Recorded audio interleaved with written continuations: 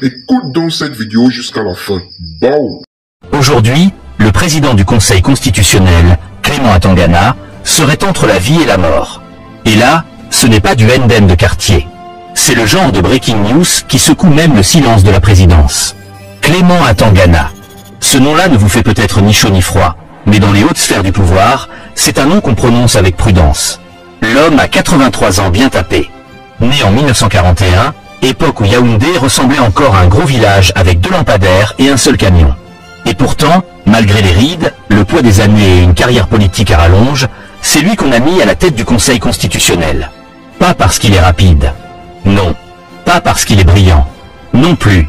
Mais parce qu'il est pratique, fidèle, prévisible et surtout bien dressé. Mais aujourd'hui, Clément ne va pas bien.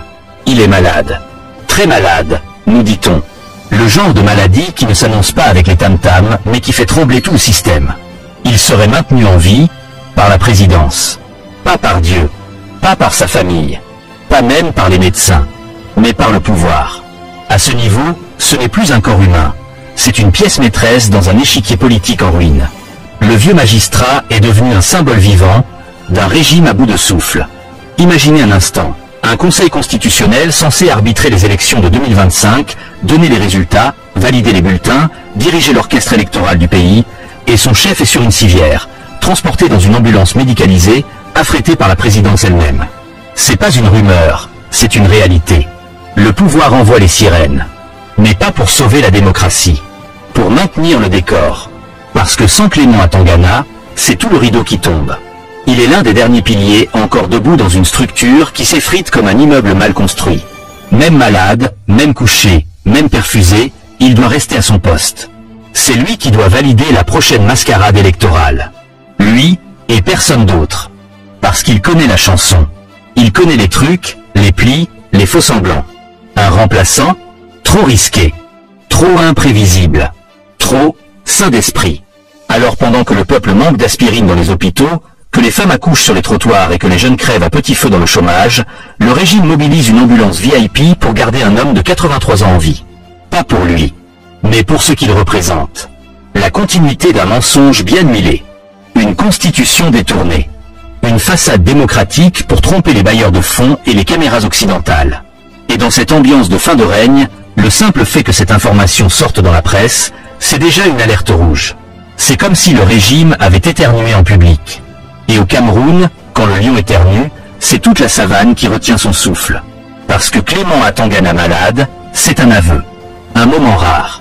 Un instant de vulnérabilité que le pouvoir ne tolère jamais. Et pourtant, il est là. Étendu. Fragile. Presque absent. Mais attention, on vous connaît. Vous allez dire, oui mais il est vieux, c'est normal d'être malade à cet âge. Oui. Mais est-ce normal qu'un homme aussi malade soit encore à la tête d'une institution aussi stratégique? Est-ce normal qu'un système dépende de la santé d'un octogénaire sous assistance? Est-ce normal qu'un pays attende un décès pour déclencher un processus électoral déjà biaisé? On vous pose juste la question. Et pour ceux qui nous regardent depuis la diaspora, là où même les chiens ont des hôpitaux mieux équipés qu'ici, sachez que chez nous, les grandes institutions tiennent avec des bouts de ficelle, des respirateurs artificiels et beaucoup de mensonges. Clément Atangana n'est pas juste malade. Il est le symptôme, le miroir, l'illustration parfaite d'un régime qui ne tient plus que par la peur, le contrôle et la peur du vide. Mais alors, si Atangana s'écroule, que se passe-t-il? Qui reprend le flambeau? Et surtout, le régime a-t-il déjà prévu le plan B? Restez bien là, parce que ce qui arrive dans la partie 2, c'est là où le vrai film commence. Partie 2, les marionnettes de l'ombre. Alors voilà. Clément Atangana est couché, branché, médicalisé. Mais officiellement, tout va bien. Comme d'habitude. Ici, au Cameroun, même quand l'incendie est déjà dans la maison, on dit que le feu ne fait que chauffer les murs. Et pendant que l'homme fort du Conseil constitutionnel lutte pour respirer, la machine du régime, elle, continue de tourner, comme si de rien n'était. Et c'est là que le scénario devient croustillant. Parce que quand un pion aussi stratégique est mis hors jeu, même temporairement, le système ne panique pas. Il s'adapte. Il improvise. Il manipule. Et là, dans les couloirs feutrés des palais ministériels, les remplaçants sortent du bois. Pas les jeunes loups, non. Ce sont les anciens camarades d'Atangana, ceux qui attendent leur tour depuis des années. Ceux qui connaissent les ficelles, les magouilles, les protocoles non écrits. Des hommes invisibles, mais bien préparés. Ce sont eux qui assurent la continuité. Officiellement, un collaborateur direct aurait pris le relais. Mais on ne nous dit pas son nom. On ne nous dit pas ce qu'il fait. Et surtout, on ne nous dit pas s'il est légitime. Parce qu'en réalité, on ne veut pas d'un vrai changement. On veut une illusion de présence. Un fantôme de pouvoir. Juste assez pour continuer à préparer les prochaines élections dans les conditions les plus floues possibles. Un chef de remplacement, mais sans voix propre. Un pion sans libre arbitre. Une marionnette. Et pendant ce temps, dans les coulisses, ça s'agite. Les noms circulent. Les jeux de coudes commencent. Ceux qui, hier, faisaient semblant de pleurer la maladie du président du Conseil constitutionnel, aujourd'hui affûtent leur couteau. Parce qu'ils savent, la chaise commence à se libérer. Et dans ce Cameroun politique, une chaise vide, c'est une guerre ouverte. Surtout quand cette chaise a le pouvoir de valider ou d'invalider une élection. Mais ce qui est plus choquant encore, c'est l'indifférence totale vis-à-vis du peuple.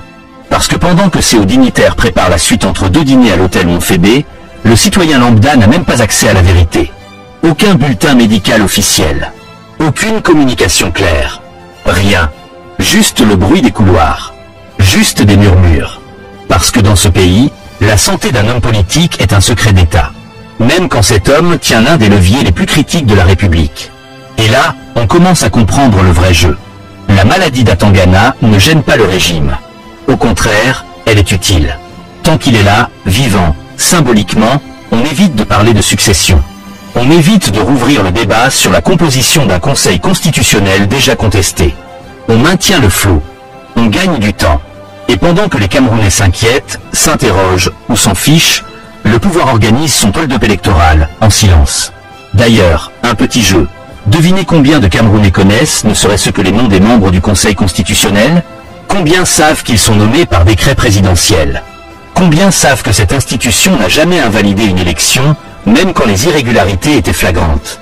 Allez, on parie? Mettez vos réponses en commentaire. Celui qui donne le chiffre exact, on lui offre une bouteille de jus de vérité 100% naturel. Et donc, pendant qu'on nous dit tout va bien, continuez de circuler, le Cameroun est en train de rejouer une vieille pièce, celle du faux changement. Remplacer un malade par un complice.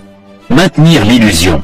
Et préparer, en douce, l'opération passation sans transition. Mais ça, c'est juste l'apéritif. Parce que dans la partie 3, vous allez découvrir comment ce Conseil constitutionnel est devenu le bras armé silencieux d'un régime qui refuse de mourir. Vous pensiez que c'était une institution neutre? Vous allez voir qu'en réalité, c'est la dernière carte d'un système prêt à tout pour rester. Même à l'absurde. On continue? Passons à la suite. Partie 3. Le Conseil des magouilles. Mes frères, mes sœurs, si vous avez toujours cru que le Conseil constitutionnel c'était une espèce de tribunal sérieux, neutre, digne comme dans les films américains où les juges frappent avec le marteau en disant « objection rejetée », détrompez-vous. Ici, au Cameroun, le Conseil constitutionnel, c'est pas un arbitre, c'est un joueur masqué dans l'équipe du pouvoir. Il est là pour faire semblant de siffler pendant que le régime dribble avec les deux mains, les pieds et même les genoux. Vous vous souvenez de la présidentielle de 2018 ? Le fameux feuilleton où Maurice Kamto arrive en deuxième position selon Elecam, mais selon lui, il avait gagné. On croyait qu'il allait y avoir débat, qu'on allait sortir les PV, qu'on allait recompter. Mais le Conseil constitutionnel, dirigé déjà à l'époque par Clément Atangana, avait tranché plus vite que le coupeur de canne à Nkonsamba. Biya élu, point final. Les requêtes de l'opposition, rejetées. Les irrégularités, évaporées. On aurait dit un concours de qui ferme les yeux le plus longtemps. Mais attendez, ce n'est pas tout. Ce même Conseil, censé défendre la loi, refuse aujourd'hui de publier le fichier électoral. Pourtant, c'est écrit noir sur blanc dans la loi. Le fichier électoral est public. Mais dans le Cameroun de 2025, la loi est une suggestion. Un peu comme un panneau de stop au quartier. Il est là pour décorer, pas pour obéir. Et là, ça devient dangereux.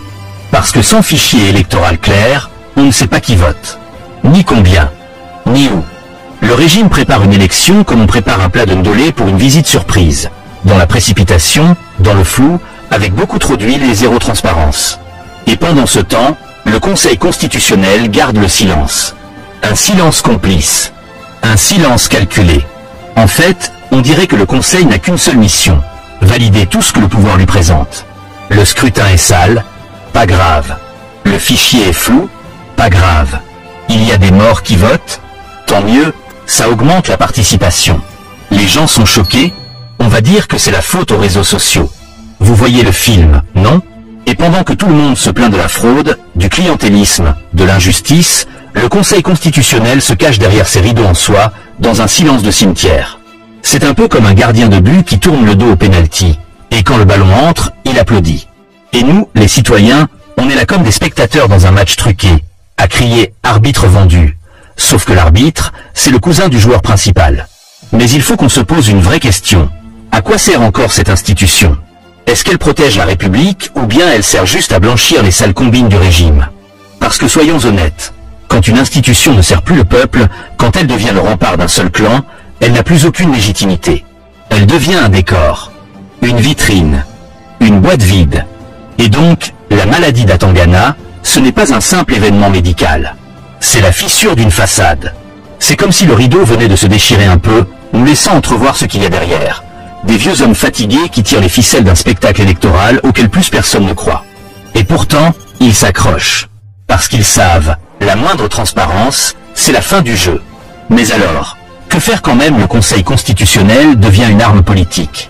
Quand la loi est détournée, et que la justice est sous perfusion présidentielle? C'est dans la partie 4 qu'on va explorer cette question. Et croyez-moi, ce qu'on va découvrir là, va vous faire tousser même sans poussière. On continue, en route. Conclusion. Le dernier souffle d'un régime épuisé. Voilà donc où nous en sommes, chers abonnés, chers Camerounais. Un président de conseil constitutionnel sous assistance médicale. Un régime qui tient ses institutions par des tuyaux d'oxygène. Et un peuple qu'on espère toujours endormi. Mais à force de tirer sur le fil, le tissu finit par craquer.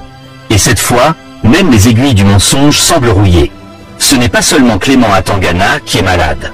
C'est tout un système qui tousse. Un système à bout de souffle, incapable de se renouveler, accroché à ses vieux réflexes comme un crocodile au fond d'un marécage qui refuse de mourir. Mais chaque silence, chaque manigance, chaque ambulance envoyée en douce, ne fait que confirmer l'évidence. La fin approche. Et ce n'est pas nous qui l'inventons. Ce sont les signes. Le bruit des fissures. Les murmures même au sein de l'armée. La peur qui a changé de camp. Et pourtant, la seule chose que ce régime redoute vraiment, ce n'est pas la maladie. Ce n'est pas la vérité. C'est la rue. Pas la rue violente. Non. La rue lucide. La rue debout. La rue qui dit « assez ». Parce qu'on peut tricher sur une élection. On peut manipuler un fichier. On peut même perfuser une constitution. Mais on ne peut pas gouverner éternellement un peuple qui refuse de courber les chines. Alors la question, elle est simple. On fait quoi maintenant?